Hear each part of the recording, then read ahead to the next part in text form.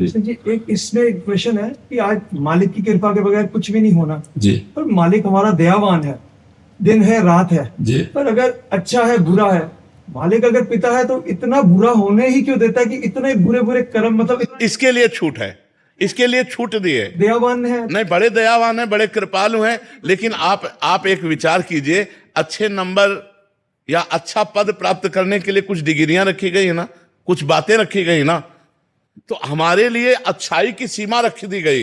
अब हम अच्छाई तक तो चल नहीं रहे और बुराई की तरफ चल रहे, दोनों में स्वतंत्र रखा गया है। अब उसने क्यों स्वतंत्र किया, यह प्रश्न हम नहीं कर सकते। उसने दोनों के लिए तुम्हें स्वतंत्र किया है, तुम अच्छाई से अच्छाई करके उत्तम से उत्तम देवता ब्रह्मलोक तक, तपलोक, महालोक, जनलोक, सत्यलोक, वैकुंठ लोक, जहां चाहो वहां जा सकते हो। लेकिन आप क्यों बुराई की तरफ जाते हो? छूट उसने दोनों की दी है। आप बुरे से बुरा कर सकते हो, वो नहीं रोकेगा। आप अच्छे से अच्छा कर सकते हो, वो नहीं रोकेगा। दोनों के लिए आपको छूट दे दी गई है।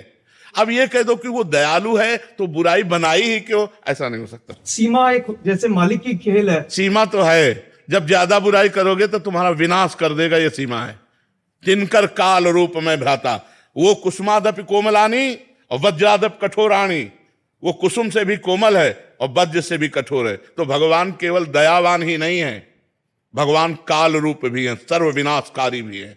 आप देखो ना, क्षमा कर देते रावण को, क्षमा किया, काट के फेंक दिया।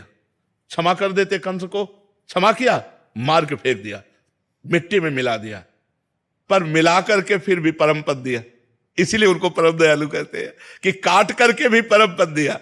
उनका कृपा का जो स्वरूप है वो दो रूप में है, एक वज्रादप कठोराणी, वज्र से भी कठोर। तो हम ये समझते हैं उसका हर विधान मंगल में है, उसका हर कार्य मंगल में है, और हमारा हर कार्य माया जनित है। हमको होश में चलना है, नहीं हम वो विधाता। जैसे देखो, आप अच्छे कर्म करते हैं, जब हमारे बच्चे खेल में, तो प्रधानमंत्री उनसे बात करते हैं, प्रधानमंत्री लेकिन वही जब गलत काम करता है तो न्यायाधीश उसे फांसी दे देता है। कष्ट तो हमारे कर्म हमको दंड और पुरस्कार दिलाते हैं। परमात्मा ने कानून बना दिया, परमात्मा ने आपको छोड़ दिया कर्म करने के लिए। अब आप जो जैसा कर्म करेंगे वैसा आपको फल मिलेगा। अवश्य में भोक्तव्यम कृतम कर्म शुभाशुभ। अब वो इतना महान है कि अगर वो कि ये तुम कर्म नहीं कर सकते, वो रोकेगा तब जब आप उसकी शरणागत हो जाओगे, तब आपको रोक देगा। और जब उसके शरणागत नहीं होगे अहम में, तो दोनों की छूट है। आप चाहे जितना पाप कर लो, आप चाहे जितना पुण्य कर लो, हिसाब आपको भरना पड़ेगा। समझ पा रहे हैं आप? इष्ट परमात्मा के इष्ट का मोह, आज मेरे को आपसे मोह हो गया, तो वो परमात्मा के बीच में एक मतलब बस वहीं पे रुक गया। क्योंकि आपने हमें जाना नहीं, देह से मोह किया। परमात्मा माना क्या, आत्मा माना क्या, देह माना ना। तो देह तो पर्दा है ही, पर्दे से प्यार कर रहे हैं, पर्दे के अंदर जो छुपा हुआ है। कठपुतली से प्यार करो, जो कठपुतली नचा रहा है उसे पता नहीं तुम्हें, तो फिर असली प्यार कहाँ हुआ? जब कठपुतली को गले लगाओगे तो हाथ कुछ लगेगा नहीं, क्योंकि वो कठपुतली थी। और जब नाच रही थी तो अंगुलियों से नाच रही थी, नचाने वाला पर्दे के पीछे था। तो ऐसे ये कठपुतली है, इसको जो नचा रहा है वो अंदर बैठा परमात्मा है। उसे कौन प्यार करता है? उसे कौन प्यार करता है? सब इस कठपुतली को प्यार करते हैं।